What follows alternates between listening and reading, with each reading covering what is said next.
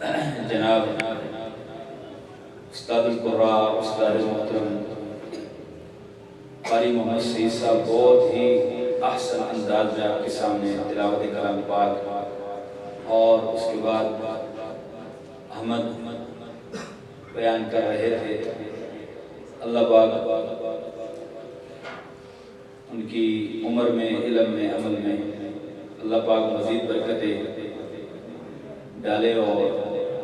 ان کو صحت سلامتی والی زندگی نصیب فرمائے۔ میں طلباء کرام سے گزارش کروں گا کہ وہ ایک طرف ہو جائیں اور ہمارے جو معزز مہمان معذور ہیں ان کو آگے جانے دیں، اور وہ طلباء کرام جن کا آج تکمیل قرآن ہے ان کی خدمت میں گزارش کروں گا کہ وہ بھی آگے تشریف لے آئیں۔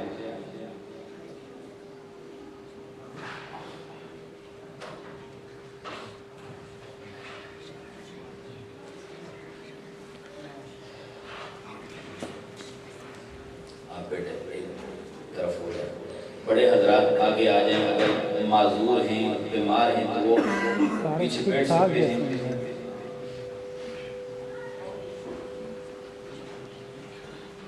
تھوڑا سا آگے ہو گیا تاکہ پیچھے سے آنے والے ساتھیوں کو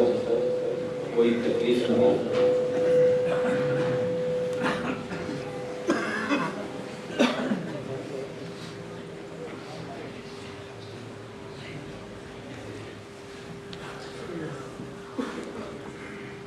میں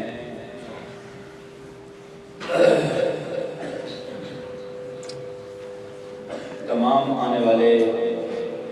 معزز مہمانوں کا شکریہ ادا کرتا ہوں۔ پشاور سے، پیر سے، محمد ایجنسی سے اور علاقہ چھچ کے مضافات سے، باجوڑ سے آنے والے تمام ہمارے مہمان، ان کو ہم اہلاً و سہلاً مرحبا خوش آمدید کہتے ہیں۔ ماشاءاللہ یہ ہمارا پروگرام جو خوش نصیب بچوں کے گویا دستار فضیلت کے سلسلہ میں منعقد کیا گیا ہے، بہت ہی خوش نصیب ہیں وہ بچے اور بہت ہی خوش نصیب ہیں ان بچوں کے والدین اور رشتہ دار جنہوں نے محنت کر کے اپنے بچوں کو مدرسے کا راستہ دکھایا، اور وہ الحمدللہ تعالی آج اس عظیم نعمت کو اور اس عظیم اعزاز کو حاصل کر رہے ہیں جس اعزاز نے دنیا، قبر اور آخرت میں اس اعزاز نے ہمیشہ باقی رہنا ہے۔ آج ایک بچے کے والد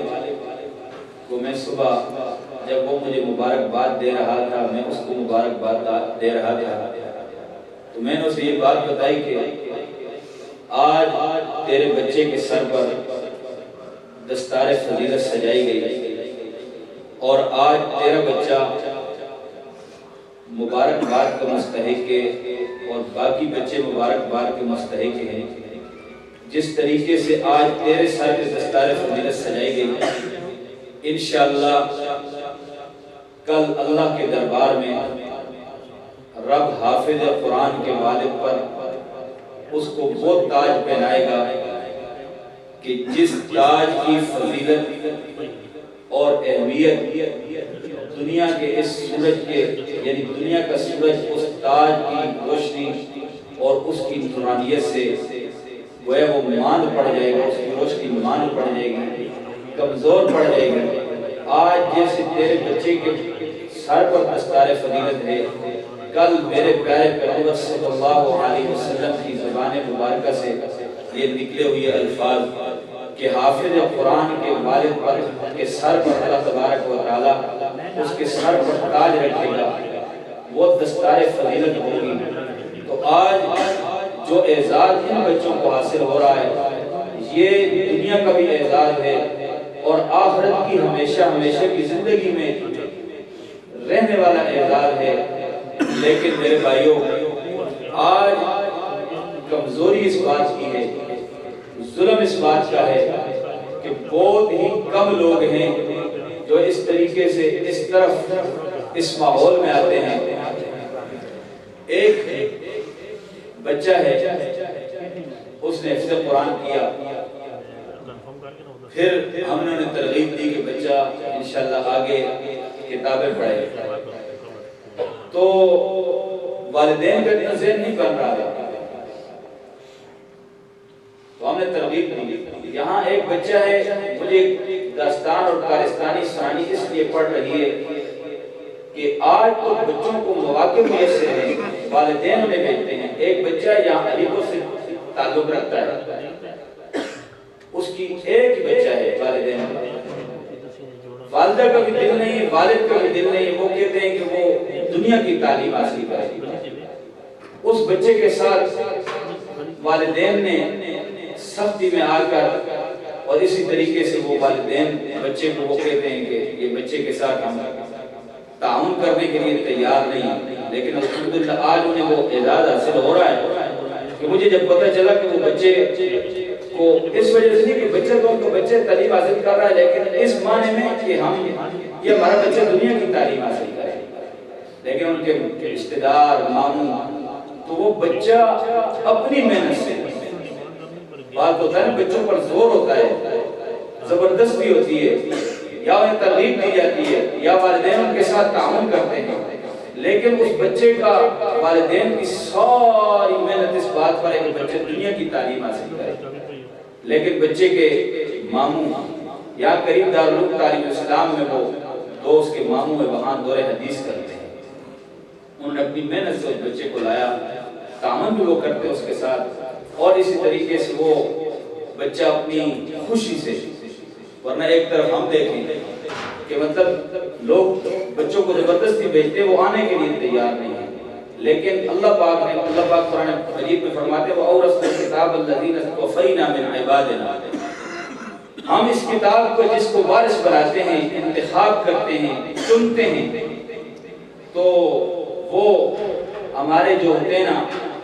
وہ یہ سمجھتے ہیں کہ وہ اللہ کی نظر میں برگزیدہ ہوتے ہیں، جن کا اللہ تبارک و تعالی انتخاب کرتے ہیں۔ تو آج اللہ پاک نے ان بچوں کا انتخاب کیا اور ان کے سروں پر استادوں نے دستار فضیلت سجائی۔ ہم دعا کرتے ہیں کہ اللہ پاک ان کو علمی اور عملی میدان میں اس امانت کو سنبھالنے کی توفیق نصیب فرمائے، اور پھر اگر اس قرآن کے ساتھ ان کی والہانہ محبت ہو تو یہ قرآن ان کے ساتھ دنیا اور آخرت کی منازل کو طے کرتا ہوا اللہ کے دربار میں پہنچائے گا، تو انشاءاللہ 10 وہ بندے جن پر جہنم واجب ہو چکی ہوگی، لیکن اگر حافظ قرآن، عامل قرآن، اگر وہ اللہ کے دربار میں اپنے 10 رشتہ داروں کی سفارش کرے گا، اگرچہ وہ شرک کرنے والے نہ ہوں، تو ان 10 کی وہ سفارش اللہ کے دربار میں کرے گا۔ تو ہم یہی دعا کرتے ہیں اللہ پاک سے کہ ان بچوں کے، یعنی وہ سفارش جو اللہ کے دربار میں کریں گے، وہ ہمارے لیے، آپ کے لیے، بچوں کے والدین کے لیے، رشتہ داروں کے لیے، اللہ تبارک و تعالی ہمیں بھی اس سفارش کا مستحق بنائے، اور ان بچوں کو اللہ تبارک و تعالی علمی عملی زندگی میں عمل کرنے کی توفیق نصیب فرمائے، اس قرآن کو سنبھالنے کی اللہ پاک توفیق نصیب فرمائے۔ یہ دنیا کا اعزاز جو ہے، یہ دنیا کے عہدے اور یہ دنیا کی چیزیں جو ہیں، یہ تو عارضی ہیں۔ میں اکثر بچوں کو کہا کرتا ہوں، جب ترغیب دیتا ہوں تو کہتا ہوں دنیا کی تعلیم حاصل کرنے والا بندہ اگر دنیا کی کسی عہدے پر، اچھے عہدے پر فائز ہوتا ہے، دنیا کے کسی بہت اچھے عہدے پر فائز ہوتا ہے، تو وہ ایک ادارے میں اگر ایک فوج کے ادارے میں جاتا ہے تو وہ آخری عہدے پر جائے گا تو جنرل کے عہدے پر جائے گا۔ اگر جنرل، ایک ملک کا جنرل 60 سالہ زندگی گزارنے کے بعد وہ ریٹائرڈ ہو جاتا ہے تو اس کے نام کے ساتھ لکھا جاتا ہے فلاں جنرل ریٹائرڈ، یہ ریٹائرڈ ہو گیا۔ ابھی ایک چیف جسٹس ہے پاکستان کے، تو جب کچھ لوگوں نے ان کے اوپر جب کیس دائر کیا، کچھ باتیں ہوئی، تو عدالت یہی کہتی ہے کہ اس فلاں چیف جسٹس کی سابقہ چیف جسٹس کی حیثیت ایک عام شہری کی ہے، ہم اس پر اعتراضات ہونے والے ان کو وہ نہیں کر سکتے کہ اس کی ایک عام شہری کی حیثیت ہے، ریٹائرڈ ہو گئے 60 سالہ مطلب سروس کر لی، چیف جسٹس تھا، جنرل تھا، کرنل تھا، لیکن اس کے نام کے ساتھ ریٹائرڈ لکھا جائے گا۔ دین کی تعلیم پڑھانے والا اگر شیخ القرآن تھا یا شیخ الحدیث تھا، ہمارے اس علاقے میں 2 شخصیات نے ایک نام کمایا ہے، قرآن اور حدیث کے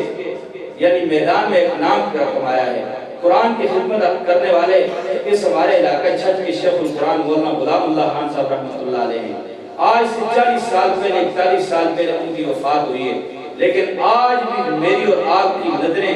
اور اسی طریقے سے چہرے جھک جاتے ہیں کہ ہم آج بھی ان کے نام کے ساتھ شیخ القرآن مولانا غلام اللہ خان صاحب لکھتے ہیں۔ کبھی آپ نے نہیں دیکھا ہوگا کہ اشتہاروں میں یا نام لے رہے ہوں گے تو کہیں گے ریٹائرڈ شیخ القرآن، یا ہمارے اس علاقے کی ایک نامور شخصیت ہے جنہوں نے حدیث کے اندر اپنا نام کمایا ہے، شیخ الحدیث مولانا نصیر الدین غربشتوی رحمۃ اللہ علیہ۔ اب نہیں ہے کہ ان کے نام کے ساتھ ریٹائرڈ لکھا جائے گا، کہ دنیا میں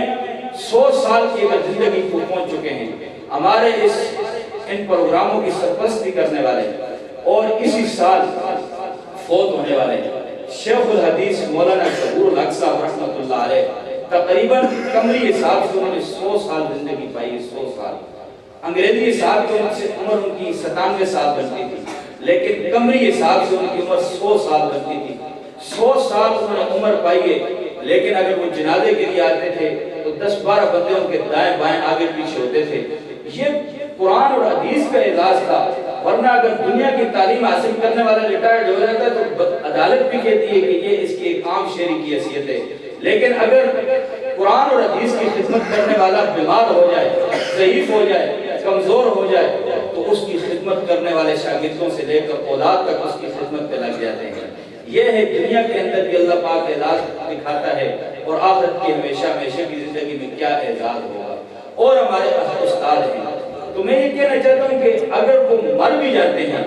مٹی کے نیچے چلے بھی جاتے ہیں، تو یاد رکھو کہ ہم یہ نہیں کہتے کہ ریٹائرڈ شیخ القرآن یا ریٹائرڈ شیخ الحدیث، آج بھی ان کا شیخ القرآن اور شیخ الحدیث کا مشن جو پڑھایا جا رہا ہے وہ آج بھی نہیں، قیامت تک جاری اور ساری رہے گا۔ اللہ پاک ان حضرات کے نقش قدم پر ہم سب کو چلنے کی توفیق نصیب فرمائے۔ یہ بچے جنہوں نے اتنا بڑا اعزاز حاصل کیا ہے، یہ بچے ان کے والدین مبارکباد کے مستحق ہیں، اور میں ہمیشہ اپنی دعاؤں میں طلباء سے خصوصاً اس